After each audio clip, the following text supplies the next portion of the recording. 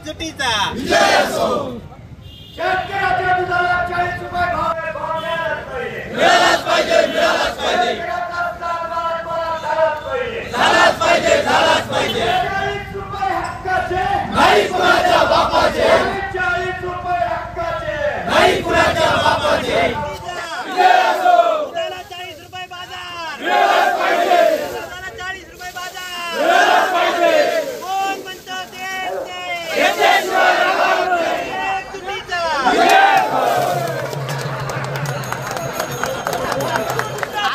जिंदाबाद, जिंदाबाद, शेतकरी एकजूट जिंदाबाद, जिंदाबाद, जिंदाबाद। खासगी कंपन्यांचा धिक्कार असो, धिक्कार असो, धिक्कार असो।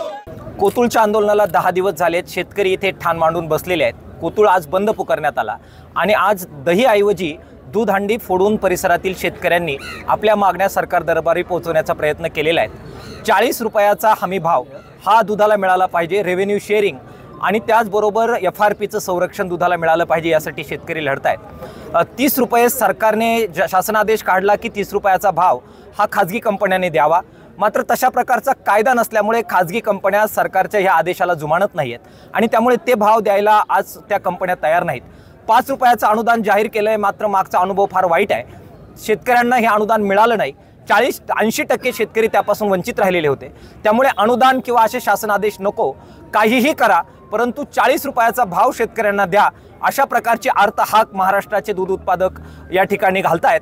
आज पक्ष पार्ट्या झेंड्यांच्या पलीकडे जात, नेत्यांच्या पलीकडे जात स्वतः दूध उत्पादक रस्त्यावर उतरलेले नेतृत्व करताना आपल्याला दिसत आहेत। शासनाने अंत पाहू नये ही विनंती मी दूध उत्पादक शेतकरी संघर्ष समितीच्या वतीनं करतोय। जर हे झालं नाही तर मात्र महाराष्ट्र पेटल्याशिवाय राहणार नाही। शेतकऱ्यांच्या संपाची पुनरावृत्ती महाराष्ट्रात पुन्हा एकदा झाल्याशिवाय आम्ही स्वस्थ बसणार नाही।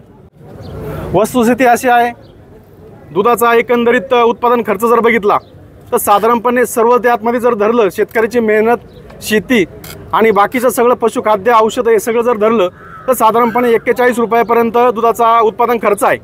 परिस्थिती अशी आहे, उत्पादन खर्च जर 41 रुपये आहे, 27 रुपये सध्या भाव आहेत, त्यात 5 रुपये शासन म्हणजे 32 रुपये बाजार होणार आणि शासनाचं म्हणणं आहे की 30 रुपये संघाने द्यावेत, 5 रुपये आम्ही देऊ, परंतु आतापर्यंत एकाही संघाने ती अट मान्य केलेली नाही। म्हणजे 30 रुपये द्यायला ते तयार नाहीत आणि शासन फक्त 5 रुपये देणार आहे। 27 आणि 5 32 रुपये होणार, 41 रुपये उत्पादन खर्च आहे, तर आम्ही समाधानी कसं व्हायचं त्या मुद्द्यावर? सरकारकडे 10 दिवसापासून तुम्ही आंदोलन करताय, अद्यापही दखल घेतली गेलेली नाही, काय पुढची भूमिका असणार आहे?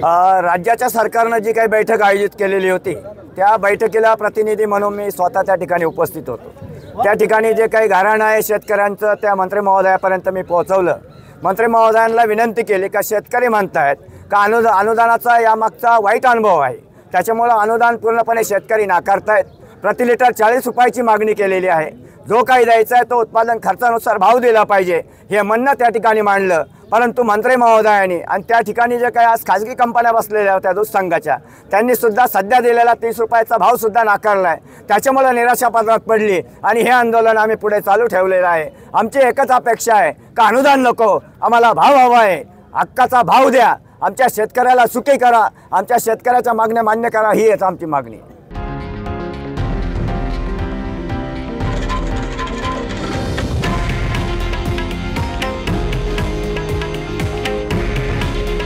हे आहे देशातील नंबर 1 न्यूज नेटवर्क आणि आपण पाहत आहात TV9 मराठी।